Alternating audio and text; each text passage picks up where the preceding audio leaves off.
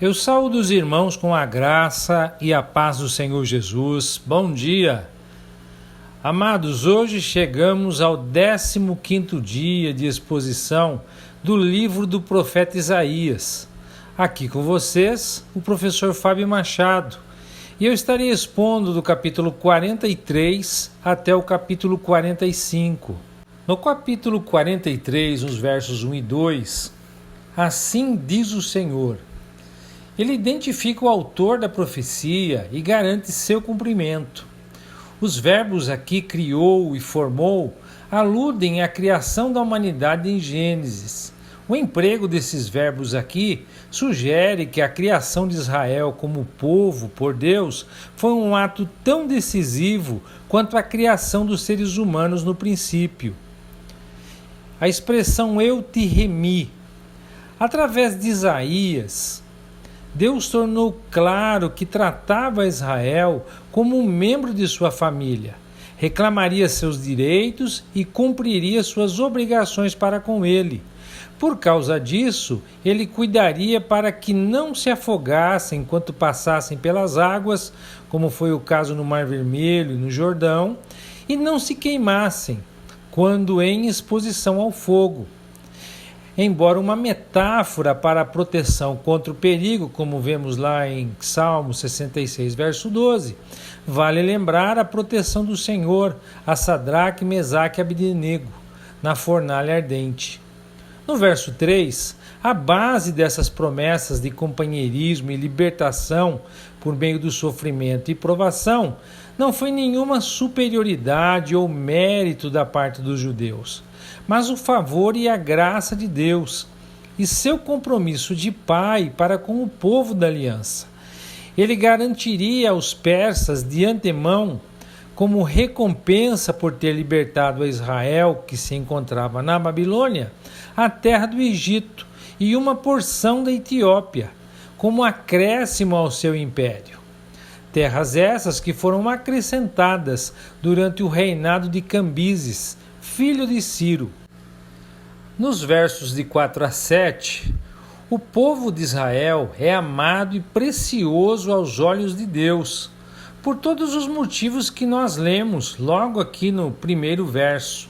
Pois Deus os criou e os formou, eles eram propriedade exclusiva do Senhor.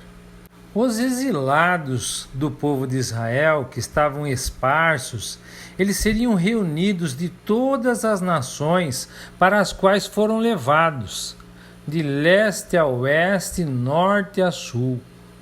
O Senhor os traria de volta a Sião, os seus remanescentes fiéis, aqueles aos quais ele criou para a sua própria glória.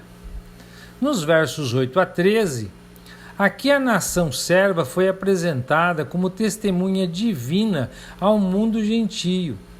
Israel restaurado, curado de sua cegueira, seria qualificado como testemunha da verdade e fidelidade do Deus vivo.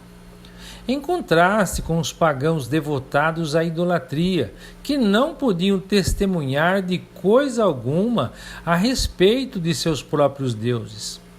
Era da responsabilidade de Israel proclamar Yahvé como o único Deus existente e como o único salvador de pecadores. É interessante que no verso 9 ele retoma o desafio que nós vimos lá no capítulo 41, versos 21 e 22. No verso 10, Israel ele é servo escolhido para conhecer, crer e entender que somente Yahvé é Deus. A sua salvação foi anunciada, realizada e proclamada ao mundo. Por isso, eles são testemunhas. Desde a eternidade, o Senhor é, e quem poderia escapar de suas mãos ou impedi-lo?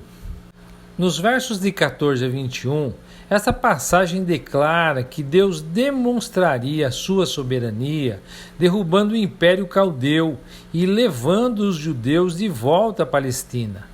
Ele destronaria os caldeus de sua proeminência e os faria fugir da Babilônia antes da violenta investida da Pérsia. Era o mesmo Deus que fizera um caminho através do Mar Vermelho para os hebreus lá no Êxodo e que fizera afundar os carros egípcios que os perseguiam. Mas esse livramento não seria nada comparado ao que aconteceria no futuro, e que, aliás, o Senhor já havia começado, pois ele conduziria os judeus libertados através do ressecado deserto da Síria e faria brotar rios de água para matar a sede deles. Os animais do deserto, que são apresentados aqui regozijando-se nesse suprimento de água, podem bem sugerir ser as nações gentias que se beneficiariam do testemunho dos judeus restaurados. Dos versos 22 a 28, o ingrato Israel teria de sofrer um desastre nacional antes que essas prometidas bênçãos pudessem ser concedidas. Cansados de Deus e da religião fora de moda das Escrituras, os judeus voltaram-se para outros deuses, novas fés e seus aliados pagãos. Portanto, embora mantivessem as formas do culto, o que realmente davam a Yahvé não eram as suas ovelhas, mas seus corações não arrependidos e seus pecados não confessados. O que o Senhor exigia não são ofertas pródigas e caras, mas o que ele exige é a confiança filial nele e submissão à sua vontade. Apesar da culpa do seu povo, Deus propôs cancelar todos os seus pecados de uma vez, não por causa de algum mérito atenuante da parte de Israel, mas apenas por causa de seu próprio desejo amável de honrar seus compromissos assumidos na aliança. Do ponto de vista das leis da justiça, os judeus não tinham defesa, pois até mesmo Abraão, seu antepassado convencional, foi culpado de pecado, ao mentir a Faraó e Abimeleque relativamente à sua esposa, dizendo que ela era sua irmã, quando na verdade era sua esposa. E seus líderes espirituais tinham se voltado contra o Senhor. Portanto, eles teriam de suportar a catástrofe nacional e a vergonha em seu cativeiro na Babilônia. No verso 28, os príncipes do santuário, isto é, os sacerdotes, eram, por seu ofício, considerados sagrados ou separados para o serviço de Deus. Depô-los daquele cargo, sujeitá-los à punição e enviá-los ao cativeiro era, portanto, considerado como profaná-los. Eles foram despojados de seus cargos, túnicas e honras e reduzidos à mesma condição, tornando-se pessoas comuns. Assim, Deus os entregou para destruição e desprezo. No capítulo 44, versos de 1 a 5, apesar da apostasia de Israel, era o povo escolhido por Deus e era objeto de seu favor imerecido, da sua graça. Os versos 1 e 2 do capítulo 44 são muito semelhantes ao primeiro verso do capítulo 43. Observe o uso dos verbos criou e formou. E formou desde o começo, desde o ventre. Ele o tinha escolhido para seu povo peculiar, concedendo-lhe o título de Jesurum, o justo, correto. E essa é uma designação poética para a nação de Israel. O Senhor é todo-poderoso, por isso Israel nada tem a temer. A expressão derramarei água pode ser uma referência aos milagres durante a jornada de retorno dos exilados, ou às bênçãos para os que retornarem à terra prometida.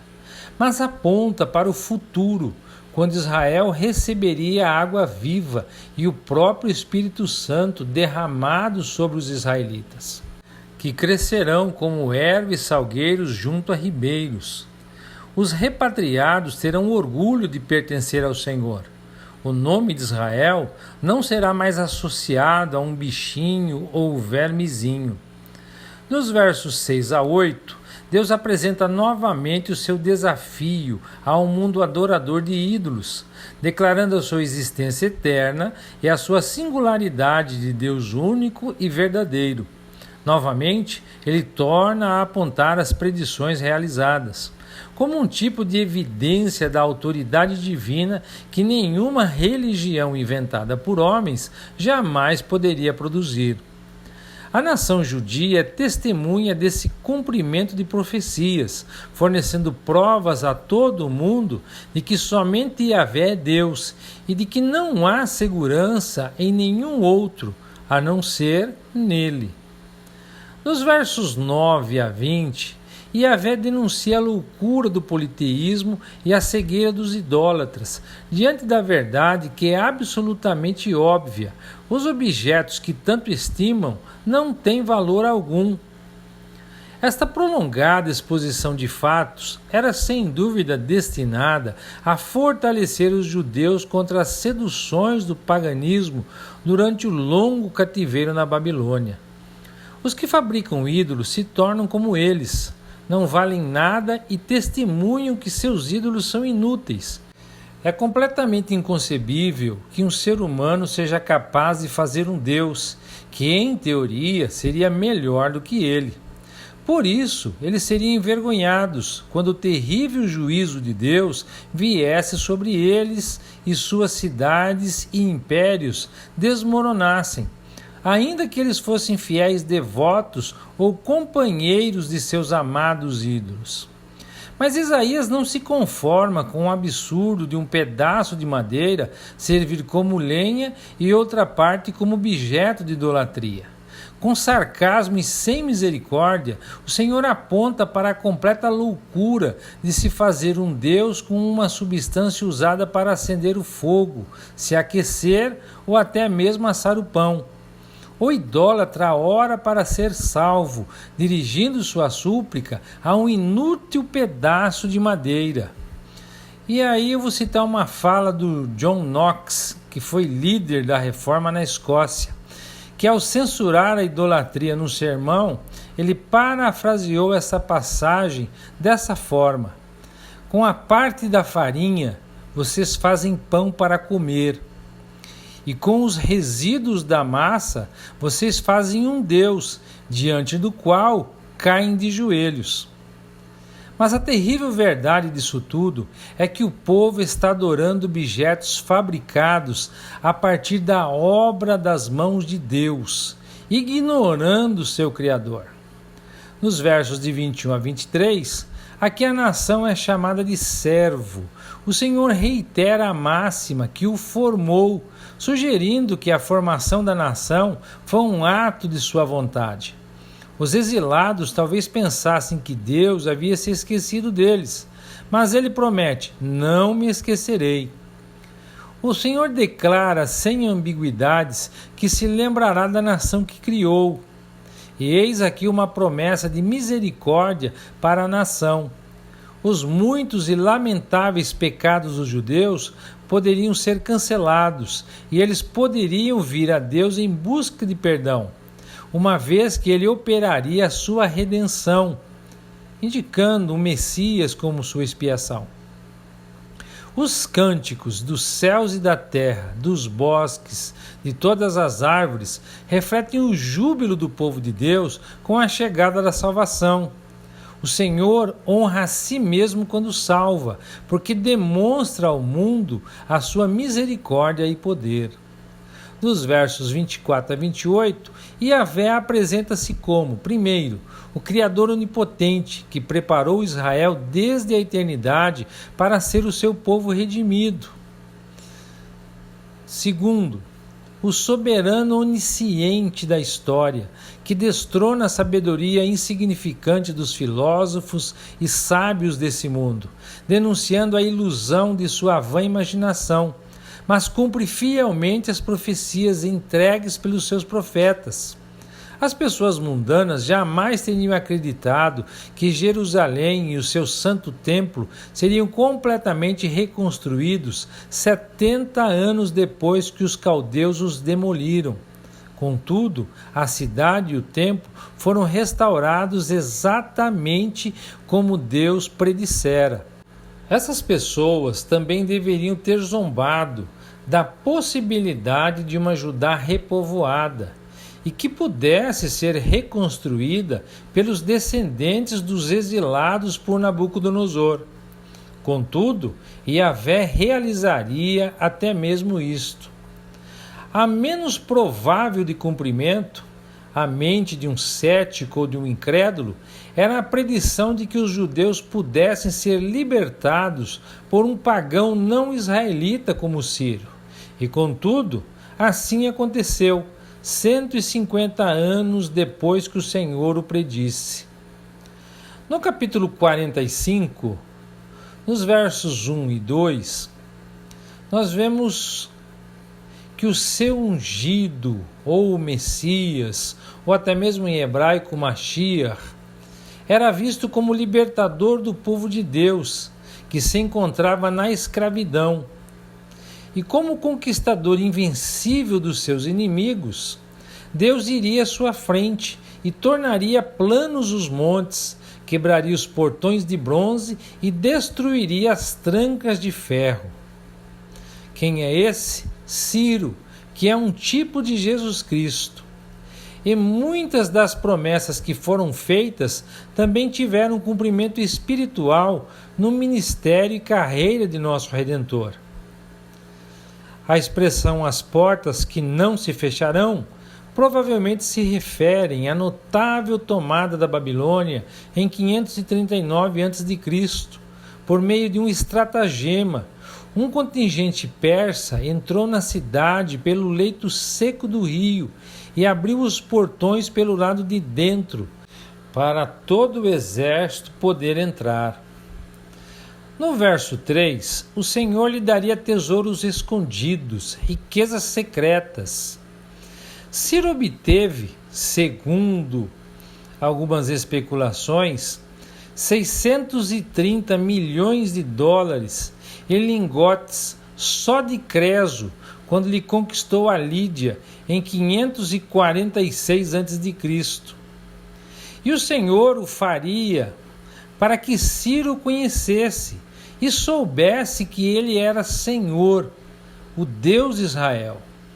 Nos versos 4 a 5, Deus ungiu a Ciro para recuperar o povo que tanto amava, para realizar uma tarefa. Por isso o Senhor o chamou pelo nome, ainda que ele não o conhecesse. O Todo-Poderoso se apresenta como Deus único e afirma que o preparou para a batalha, pois ele é o Senhor. No verso 6, o grande destaque foi dado sobre o valor evidencial de se dar nome a Ciro de maneira específica, com tanto tempo de antecedência. O cumprimento dessa predição era fornecer prova positiva da autoridade divina desta profecia e da soberania do revelador como o único Deus que existe. No verso 7, Yahvé é o criador e sustentador do universo físico, como também da lei moral. A expressão "formo a luz e crio as trevas, trago a paz e crio o mal", eu, o Senhor, faço essas coisas. Vamos analisá-la.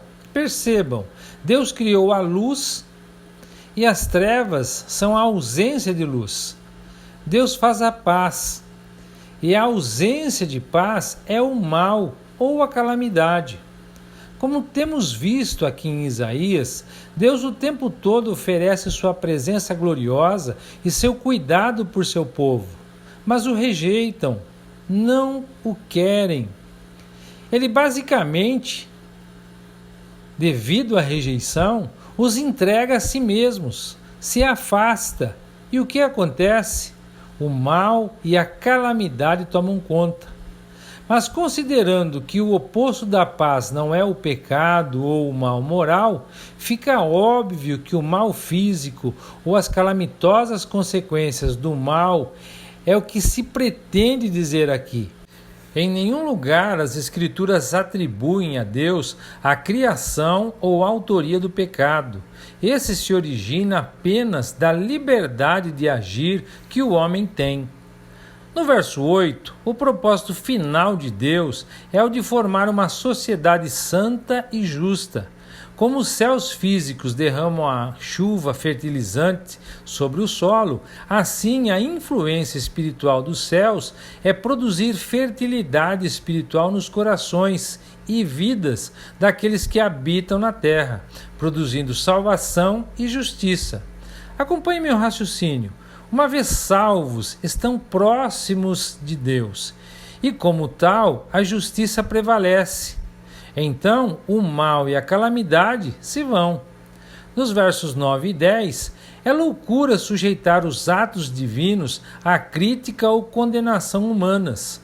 Todo o entendimento humano sobre a questão do bem e mal originou-se nele, na qualidade de Criador, e, portanto, jamais pode ultrapassá-lo em excelência ou validade.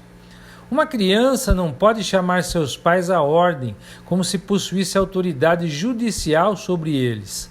Muito menos o homem pode criticar a Deus. Nos versos de 11 a 13, a expressão "quereis dar ordens acerca de meus filhos", ou numa outra tradução, "confiais à minha guarda os vossos filhos", o verbo dar ordens usado como acusativo da pessoa e a preposição acerca de forma uma expressão idiomática significando confiar algo aos cuidados de alguém. Como Criador dos céus e da terra, como Senhor da história, que faz acontecer aquilo que Ele disse e quer que aconteça, Yahvé convida aqui o povo de Israel a confiar nele inteiramente. O Senhor suscitou a Ciro, o Grande, que subsidiaria a reconstrução de Jerusalém e do seu templo, sem qualquer incentivo monetário ou prático, pois o Senhor, além de levantá-lo, guiaria todas as suas ações. Nos versos 14 a 19, depois que o Senhor entregar o Egito, os etíopes e os sabeus a Ciro como resgate, eles se entregarão a Israel e ao seu Senhor. Eles se prostrarão, indicando submissão ao Senhor e reconhecimento de sua presença entre o seu povo em Sião. Eles trarão as suas riquezas não de forma relutante a conquistadores brutais, mas de forma voluntária à terra de Israel. Acorrentados aqui é usado de forma metafórica, simplesmente porque o verdadeiro Deus, até aqui escondido das outras nações, será visto em Israel. Será um dia em que a idolatria e os idólatras serão envergonhados. O verso 17, então, destaca o brilhante futuro do próprio povo de Israel, definitivamente protegido de ataques estrangeiros. Os versos 18 e 19 confirmam o propósito de Deus formulado novamente para contrabalançar as dúvidas e objeções dos exilados. O Deus que não havia somente criado o mundo, mas também planejado o seu futuro. Ou seja, ele não deixou no estado de caos, como nós vimos lá em Gênesis, no capítulo 1, no verso 2. Então, ainda ele tem propósitos para o seu mundo, e ele os tem revelado continuamente a seu povo, por meio dos seus profetas. Essa afirmação é seguida adequadamente de mais um ataque contra a idolatria, visto que os ídolos nunca predisseram nenhum evento histórico. Dos versos 22 ao 25, aqueles gentios que sobrevivessem ao juízo que sobreviria às suas respectivas nações, são aqui convidados a abandonarem sua louca adoração de deuses imaginários e fúteis e a virem pela fé para o único Deus verdadeiro, que é o único que pode realizar o que predisse e que é o único que pode salvar do pecado e da morte. Todas as nações estão incluídas nesse convite, até as mais remotas. Elas podem ser salvas simplesmente olhando para o Senhor pela fé, como o único Deus e Salvador, em cumprimento ao juramento de Deus, que se dobrará todo o joelho, quer pela dedicada submissão na fé, quer constrangido por seu poder esmagador. Aqueles que creem confessarão o Senhor como única fonte de justiça e força, enquanto outros serão envergonhados, porque se levantaram contra Deus. A descendência de Israel, ou seja, a descendência espiritual de Israel, são todos aqueles que, pela fé, são reconhecidos como filhos de Abraão. E assim nós concluímos a exposição de hoje. Meus irmãos, não sei se vocês, como eu, ao ler esses capítulos e perceber todo o cuidado de Deus para com seu povo, seu zelo, seu amor e fidelidade, não perceberam como é quase impossível nós não sermos tocados por esse amor que constrange. Mas o que é maravilhoso em tudo isso, para cada um de nós, é que todo esse amor foi nos concedido através de Jesus Cristo. E hoje temos nossa vida escondida, guardada, protegida com Cristo em Deus. Que o Eterno os abençoe e até amanhã, se Deus quiser.